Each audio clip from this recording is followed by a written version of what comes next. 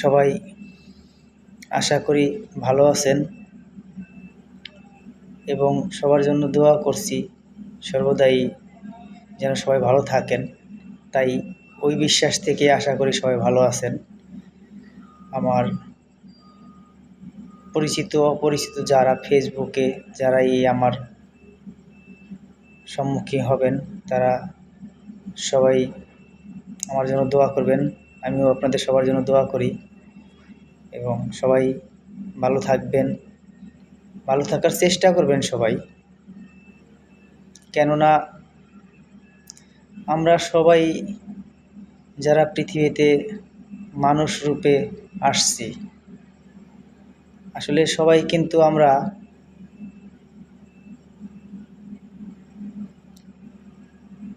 সৃষ্টিকর্তা বা আল্লাহ বা গড, খোদা, হরি, ঈশ্বর যাই বলেন, সকল নামে উনি ব্যক্তি কিন্তু একজন। স্রষ্টা যিনি উনি একজনই। ওনার নাম হয়তো বিভিন্ন নাম, আমরা বিভিন্ন নামে হয়তো ডাকি, আমরা জাত ধর্ম ভিন্ন হয়ে আছি তাই বিভিন্নভাবে ওনাকে ডাকি। তো আসলে কিন্তু উনি ব্যক্তি একজন, উনি সবারই সৃষ্টিকর্তা, উনি সবারই রহমানুর রাহিম। উনি আমাদেরকে এই যে মানব দেহ বা মানব রূপ দিয়েছেন, এটা কিন্তু একটা উপহার। সৃষ্টিকর্তার একটা পরম উপহার আমরা পেয়ে এই দুনিয়াতে এখনো আছি বা আসতে পারছি। এটা আমাদের জন্য অশেষ রহমত। তাই আমরা ওনার রহমতে থেকেও বর্তমান ওনার রহমতে এখনও আছি। আর এই ওনার রহমতে থেকেও আমরা কিন্তু ওনাকে বুঝতে পারতেছি না যে আসলে সেই সৃষ্টিকর্তা আমাদের জন্য কতটা রহমত স্বরূপ বা আমাদের কতটা প্রাণপ্রিয়, আমাদেরকে সর্বদা উনি কতটা মহব্বত করেন, কতটা মায়া করেন, কতটা ভালোবাসেন, আমরা এখনও বুঝতে পারি না। যাই হোক, আপনারা সর্বদাই চেষ্টা করবেন সেই সৃষ্টিকর্তার নামটা যেন ভুলে না যান। পদে পদে, কাজে কর্মে, প্রত্যেকটা নিঃশ্বাসে নিঃশ্বাসে চেষ্টা করবেন সেই সৃষ্টিকর্তার নামটি স্মরণ রাখার জন্য। তাই আমরা মানুষ জাতি যদি ওনার নামটা অন্তত ভিতরে স্মরণ থাকে, তাহলে মানুষ জাতির হুঁশ হারাবে না কখনো। আর হুঁশ থাকলে সেই বান্দা, একটা কথা বলে যে হুঁশ থাকতে বান্দা মরে না, কিন্তু আসলে কি কথাটা এরকম না, কিন্তু কথাটার অর্থ আছে।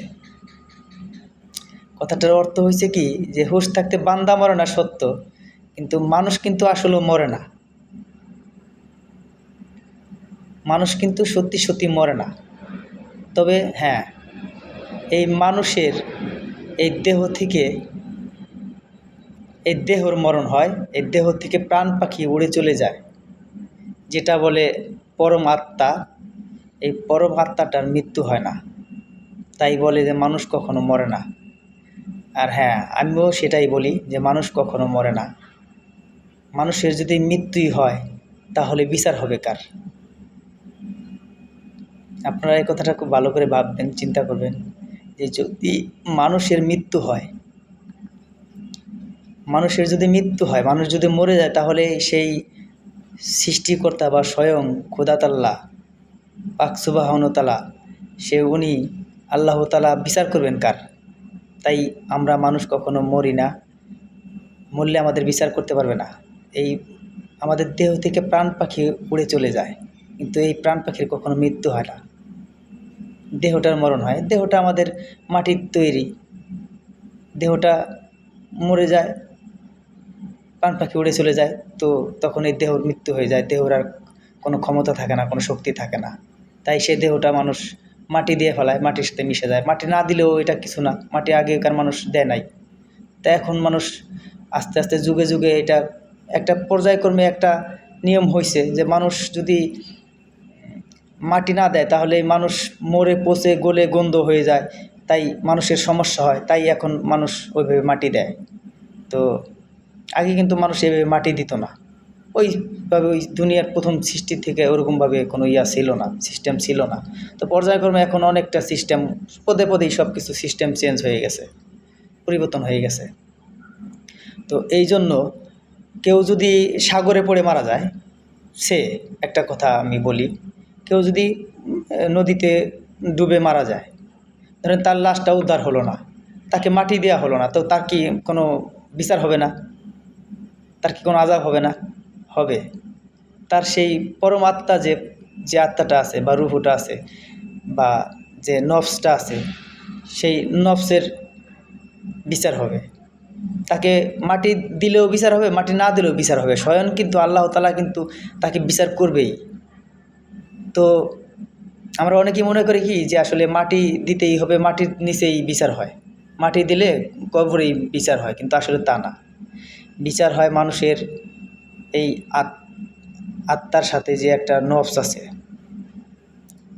যেটাকে আমরা বলি শয়তান। শয়তান কিন্তু ব্যক্তিটা কিন্তু আলাদা কোনো ব্যক্তি না। শয়তান হচ্ছে এই স্বয়ং আল্লাহ তাআলার যে পাক আত্মা, আল্লাহ তাআলার যে রুহু, স্বয়ং রুহু, এই রুহুর সাথে আমরা যে আমার আমিত্ব, যে আমি বলি, যে আমার আমিত্বটাকে, এইটাই নফসে পরিণত হয়, শয়তানে পরিণত হয়। মানে আমি বোঝাতে চাচ্ছি, যেমন আপনারা দেখেন আলো এবং অন্ধকার দুইটা জিনিসটা খুবই সহজভাবে আপনারা বুঝতে পারবেন। আলো এবং অন্ধকার, তো দেখেন যখন অন্ধকার থাকে তখন আলো কোথায় থাকে? আলোর দেখা কিন্তু পাওয়া যায় না, কিন্তু অথচ আলো আর অন্ধকার কিন্তু একই সাথে আছে। কীরকম? যখন অন্ধকার থাকে তখন দেখবেন আপনি একটা কারেন্টের লাইট হোক বা একটা হেরিকেনের বাতি হোক বা একটা যে কোনো একটা লাইট জ্বালাবেন, দেখবেন অন্ধকার তখন দেখা যাবে না।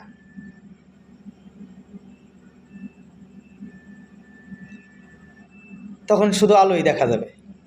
আবার যখন আলোটা নিভিয়ে ফেলবেন তখন শুধু অন্ধকার দেখা যাবে। সো এরকম বিষয়টা এরকম, আলো আর অন্ধকার দুইটা জিনিস, এই দুইটা জিনিসই একই সঙ্গে, একই সাথে। তো আল্লাহ এবং এই শয়তান বলি বা নফস বলি, এটা এই দুইটা জিনিস একই সাথে আমাদের ভিতরে, এই আমাদের এই আদম দেহে, আদম বলতে এই মানব দেহ, আদম বলতে এই মানব দেহ, এই মানব দেহের মধ্যে স্বয়ং আল্লাহ তাআলার রুহু এবং শয়তানির যে নফস, এই নফস দুইটা জিনিস। তো এবার দেখেন মৃত্যু হয় কার? নফসেরও মৃত্যু হয় না এবং স্বয়ং রুহুরও মৃত্যু হয় না, শুধু মৃত্যু হয় এই দেহর, শুধু দেহর মৃত্যু হয়। আর নফস সেই মৃত্যুর স্বাদ গ্রহণ করে এবং এই নফস সাজা ভোগ করে। আর স্বয়ং যে আল্লাহ তাআলার যে রুহু, সেটা কখনো সাজা পায় না, সেটা আপনার স্বর্গে যায় বা বেহেশত যায়, সেটা ভোগ করে, সে সুখ শান্তি ভোগ করে। আল্লাহ তাআলার স্বয়ং যে রুহু, সেই রুহুটা আল্লাহ তাআলার যে পাক আত্মা, সেই পাক আত্মাটা সেটা শুধু বেহেশতের সুখ শান্তি গ্রহণ করে এবং নফস যেটা শয়তানি নফস, এটা শুধু আপনার আযাব, যেটা আযাব সাজা, এটা গ্রহণ করে। তার মানে আমি আপনাদের এটুকুই বলতে চাচ্ছি যে আল্লাহ তাআলার হুকুমে যে চলে, হুকুমের মধ্যে যে আছে, সে আল্লাহ তাআলার বেহেশতির সুখ পাবে, বেহেশতির শান্তি পাবে। আর যে শয়তানির নফসের সাথে আছে, শয়তানির নফসের সাথে যে সব কাজগুলা জড়িত, সেই সব কাজগুলা যে করবে, সে শয়তানির সাজা পাবে, বা ওই নফস সেই শয়তানির যে আযাব, সে আযাব পাবে।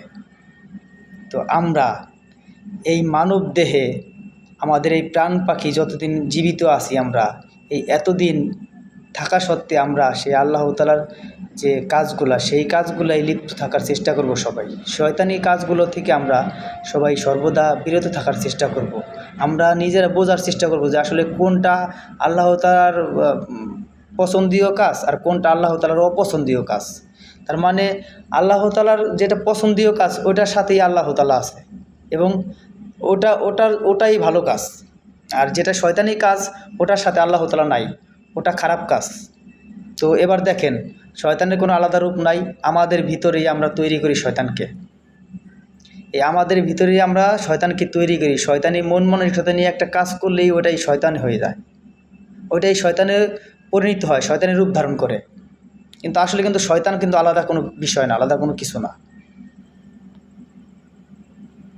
আপনি দেখেন, আমি আমার ভিতরে কখনো শয়তানকে আলাদাভাবে খুঁজে পাই না, কিন্তু আমি কখন খুঁজে পাই? আমি যখনই শয়তানি কিছু কাজ করি, আল্লাহ তাআলার অপছন্দীয় কোনো কাজ যখনই করি, তখনই আমি শয়তানকে খুঁজে পাই আমার মধ্যে। কিন্তু আমি শয়তানকে আলাদাভাবে কখনো খুঁজে পাই না যে শয়তান অমুক, শয়তান এরকম। শয়তানের কোনো রূপ নাই, কিন্তু সেই রূপটা জাহির হয় কখন? যখন আমি শয়তানি কোনো কাজ করি, তখন আমার রূপের মধ্য দিয়ে শয়তান জাহির হয়। তো যাই হোক, অনেক কথা বলে পারলাম। এই যে কথা আছে, অনেক কথা আছে, সে কথাগুলো হয়তো শেষ করার নয়, শেষ করা সম্ভব না। অনেক কথা, সে কথাগুলো সংক্ষিপ্তভাবে কিছু কথা বললাম। যাই হোক, ভুল ত্রুটি হলে আপনারা ক্ষমার দৃষ্টিতে দেখবেন এবং বোঝার চেষ্টা করবেন। হয়তো সবাই একভাবে কথাগুলো নেবেন না, কিন্তু কথাগুলা খুবই মূল্যবান কথা। যাই হোক, তো আমি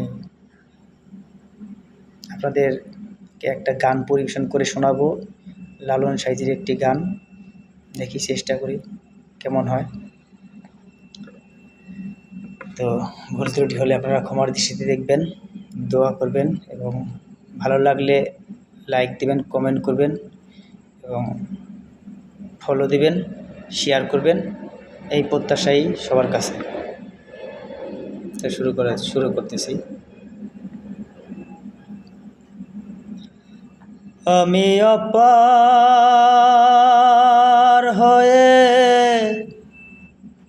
বসে আছি,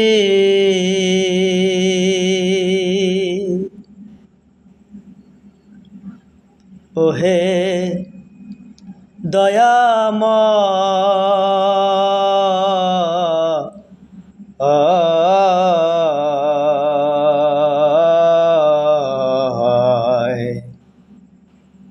পারে লয়ে যাও আমায়,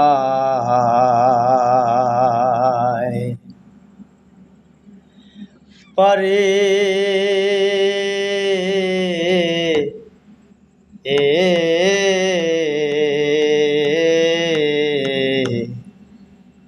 লয়ে যাও আমায়।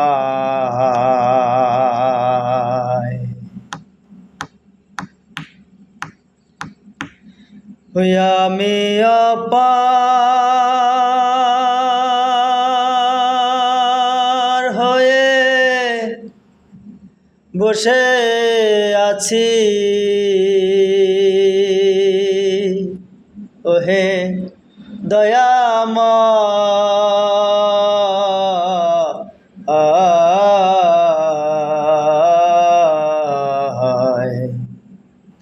পারে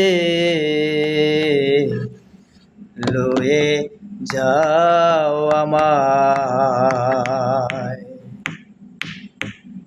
পারে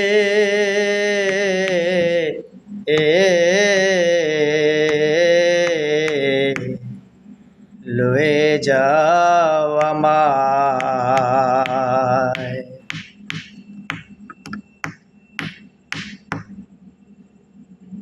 আমি একা রইলাম ঘাটে,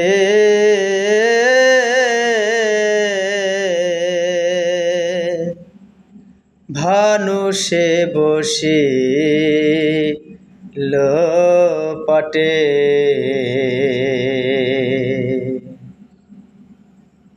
আমি একা রইলাম ঘাটে,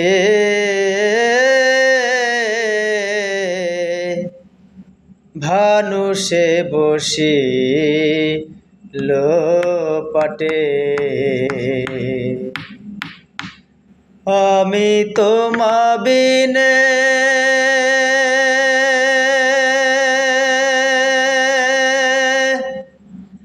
ঘোর সংকটে আমি তোমা বিনে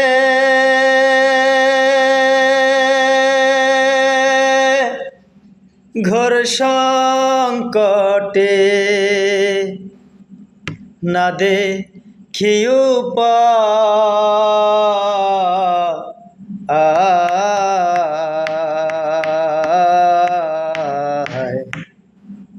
পরে লয়ে যাও আমায় পরে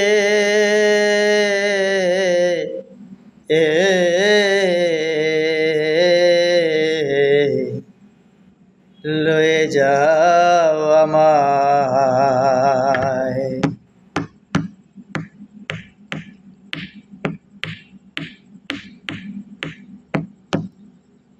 নাহি আমার ভজন সাধন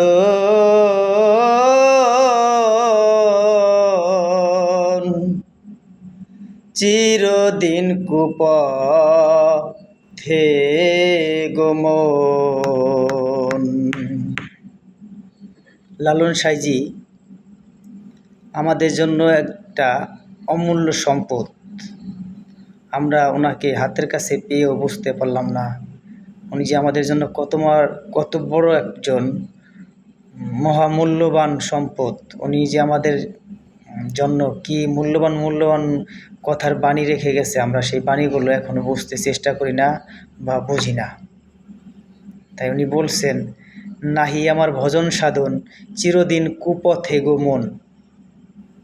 আমি যে আল্লাহ তাআলার যে হুকুম, সেই হুকুমের মধ্যে নাই, আমি সেই কুপথে আছি চিরদিন। তাই লালন সাঁইজি বলে গেছেন, নাহি আমার ভজন সাধন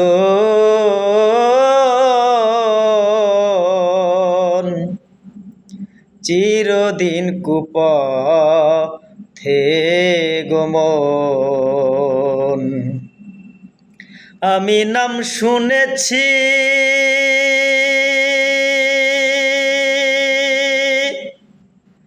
পথিক পাবন। আমি নাম শুনেছি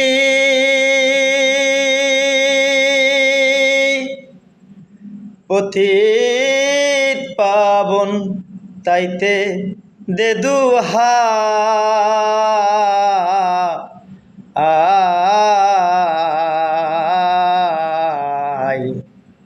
পারে লয়ে যাও আমায়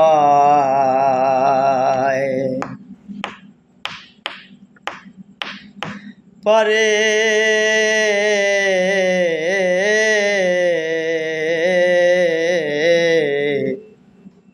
লয়ে যাও আমায়। হে আমি অপার হয়ে বসে আছি, ওহে দয়াময় পারে লয়ে যাও আমায় পারে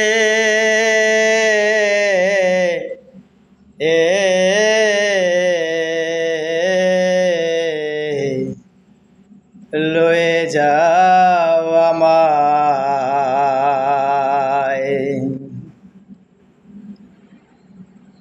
অগতির না দিলে গতি,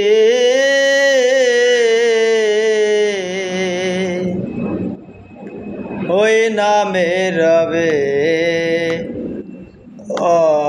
অখ্যাতি।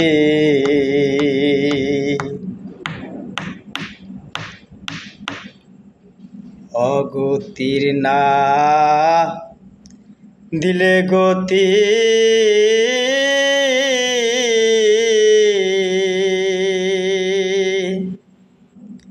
ওই নামে রবে অখ্যাতি ফকির লালন